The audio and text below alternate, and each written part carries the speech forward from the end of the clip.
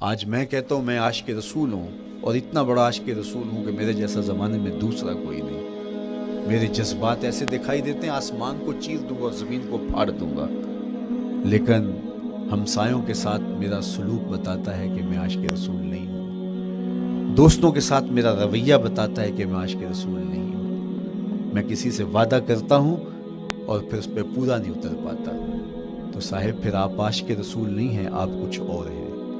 عشق رسول تو یہ ہے کہ میرے محبوب علیہ السلام نے کسی سے عہد کیا ہے کہ تمہارے آنے تک میں یہاں کھڑا ہوں، اور وہ جا کے بھول جاتا ہے، اور میرے حضور 3 دن وہاں منتظر رہتے ہیں۔ وہ اچانک گزرا اور دیکھا تو حضور علیہ السلام کھڑے ہیں، تو خود پریشان ہوا، صرف اتنی بات اسے کہی، صاحب تو نے مجھے مشکل میں ڈال دیا، تو نے مجھے مشقت میں ڈال دیا۔ عہد کیا ہے تو پھر اس کی پاسداری نبھا کے دکھائی۔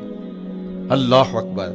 میں اگر حضور سے محبت کرنے والا ہوں تو میرا رویہ بتائے کہ میں عاشق رسول ہوں۔ میری زبان پہ جھوٹ نہیں بول سکتی۔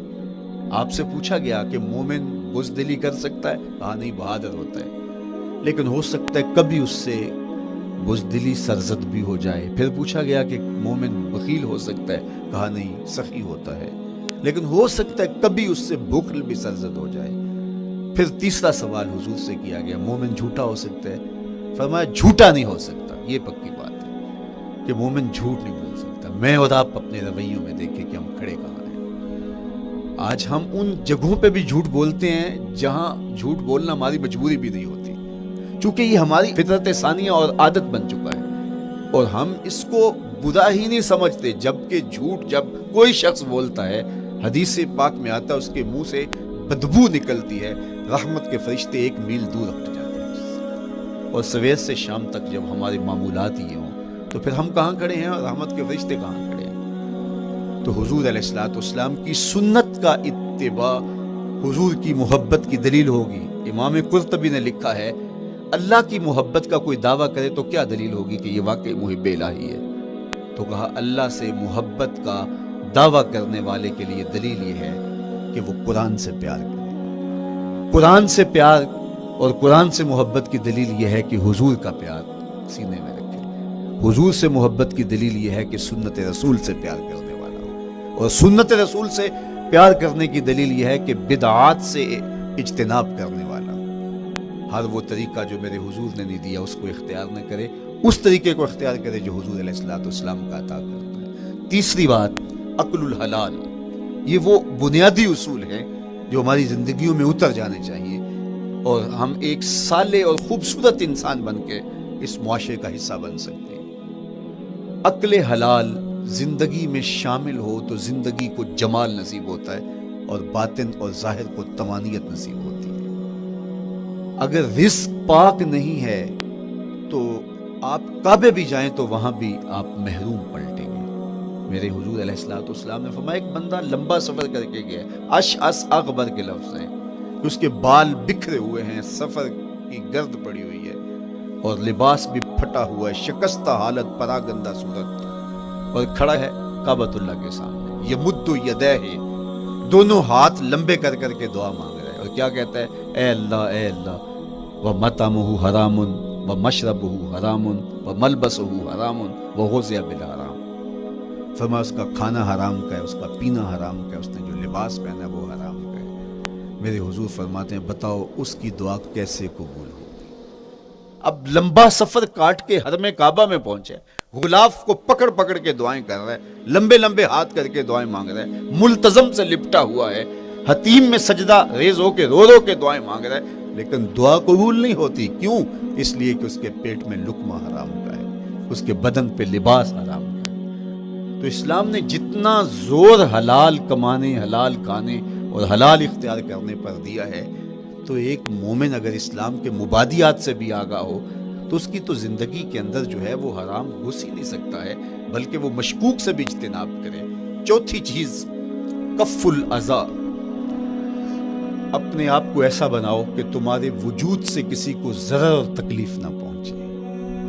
ہمارا اسلام تو ہمیں یہ بتاتا ہے کہ تم پیاز یا لہسن کھا کے مسجد میں نہ جاؤ، کہ تمہارے منہ سے جو سمیل آتی ہے اس سے کسی کو تکلیف نہ پہنچے۔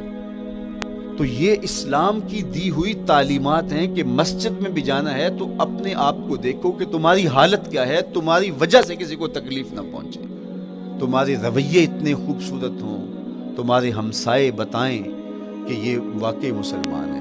مسلمان کی تعریف کی گئی، المسلم من سلم المسلمون من لسانہ و یدہ۔ مسلمان کون ہے؟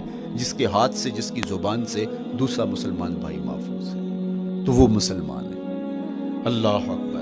ہم یہ جو کہتے ہیں السلام علیکم، اس کو کہتے ہیں تحیت المسلم، مسلمان کا تحیت۔ تو اس میں اس کے معنی پہ غور کریں تو ہم اس کو ضمانت دے رہے ہوتے ہیں، السلام علیکم، تیرے اوپر سلامتی ہو۔ تو ہم اپنی جانب سے اسے ضمانت دیتے ہیں، میرے بھائی میری طرف سے تیری عزت، تیری جان، تیری آبرو سلامت ہے، اب میری جانب سے تو پریشان نہیں ہونا، میں تجھے سلامتی کی ضمانت دیتا ہوں۔ اور وہ آگے سے کیا کہتا ہے؟ وعلیکم السلام، میرے بھائی پھر میری جانب سے بھی تیرا سب کچھ محفوظ ہے۔ اگر سلام کا مفہوم اچھی طرح ہماری روحوں میں اتر جائے تو پھر ایسا ہو نہیں سکتا کہ ہم جس کو السلام علیکم کہہ دیں پھر اس سے ہم دھوکہ کریں یا اس کی آبرو پہ حملہ آور ہوں یا اس کے مال پہ حملہ آور ہو جب السلام علیکم کہہ دیا۔ چونکہ جو ہمیں لفظ بولنے کے لیے کہا گئے ہیں اس کے پیچھے فلسفہ لفظ ہوگا۔ یہ پھول ہیں، ان کو دیکھ کر سبحان اللہ کہنے کا کہا گیا ہے، پہاڑوں کو دیکھ کے اللہ اکبر کہنے کا کہا گیا ہے۔ پہاڑوں کو دیکھ کے سبحان اللہ کہہ دیں اور پھولوں کو دیکھ کے اللہ اکبر کہہ دیں، ایسا کیوں نہیں کہہ دیتے؟ لیکن نہیں، اس لیے کہ جب پہاڑوں کو دیکھتے ہیں تو دل میں ان کی ہیبت پیدا ہوتی ہے۔ اتنے بڑے پہاڑ، سمندر کو دیکھتے ہیں تو اس کی ہیبت پیدا ہوتی ہے، اتنا بڑا سمندر تا حد نظر پھیلا ہوا، تو جب اس کی بڑائی پیدا ہونے لگتی ہے تو فوراً پلٹایا گیا اللہ کی بڑائی کی طرف اور کہا بول اللہ اکبر، یہ نہیں میرا اللہ بڑا ہے۔ اور پھول کو جب دیکھا تو اس کی لطافت کی طرف الجھنے لگے، کتنا خوبصورت ہے، درزوں میں کیسے خوشبو بسی ہوئی ہے، کیسے رنگ ہیں، کیسے جمال ہیں۔ اللہ اکبر۔ وہ کیا کسی نے کہا تھا نا کہ درزوں کی لطافت میں خوشبو نے اماں پائی، گل چیرنے والے نے کس شان سے چیرا ہے۔ تو کیا کمال ہے یار، کیا پتیاں ہیں، کیا رنگ ہے، کیا خوبصورتی ہے، کیا لطافت ہے۔ الجھنے لگے، کہا بول سبحان اللہ، یہ کیا ہے، جس نے رنگ بھرے ہیں وہ پاک ہے۔ تو تیرا دل الجھ نہ جائے تو جو ہم بولتے ہیں لفظ جہاں بھی بولتے ہیں اس کے پیچھے ایک فلسفہ ہوتا ہے۔ السلام علیکم یہ تحیت المسلم ہے۔ جب ہم کسی کو کہتے ہیں السلام علیکم تو اس کو ہم نے ضمانت دے دی، بس بات ختم، اب جو ہے وہ میری جانب سے تو محفوظ ہے۔ لیکن ہم سلام بھی لے رہے ہوں گے اور ہاتھ بھی کاٹ رہے ہوں گے اور اس کی جیب بھی کاٹ رہے ہوں گے، پھر سلام نہیں لیا، ہم نے منافقت کی ہے۔ تو کف الاذی چوتھی چیز، اور پانچویں چیز اجتناب المعاصی، گناہوں سے اپنے آپ کو بچا کے رکھنا۔ نیکی کرنا بہت اہم ہے لیکن نیکی کرنے سے زیادہ ہم اپنے آپ کو گناہوں سے بچانا ہے، چونکہ شر کی قوتیں ہمارے ساتھ جڑی ہوئی ہیں، اس لیے اپنے آپ کی حفاظت جب ہم کریں گے تو ہم ایک اچھی صورت میں آگے بڑھیں گے۔ اور چھٹی چیز وہ ہے التوبہ۔ توبہ تسلسل کے ساتھ کرتے رہیے۔ یہ تصور کہ بڑھاپے میں توبہ کریں گے، یہ تصور کہاں سے آیا؟ یا ہمارے ہاں آج کل یہ کلچر پیدا ہوا ہے کہ لیلۃ القدر یا شب رات کے دن سارے جڑ کے توبہ کرنے بیٹھ جاتے ہیں اور پورا سال اپنی مرضی کی زندگی گزارتے ہیں۔ ایسا نہیں ہے۔ میرے حضور کے دامن پہ ایک بھی گناہ کا دھبا نہیں تھا۔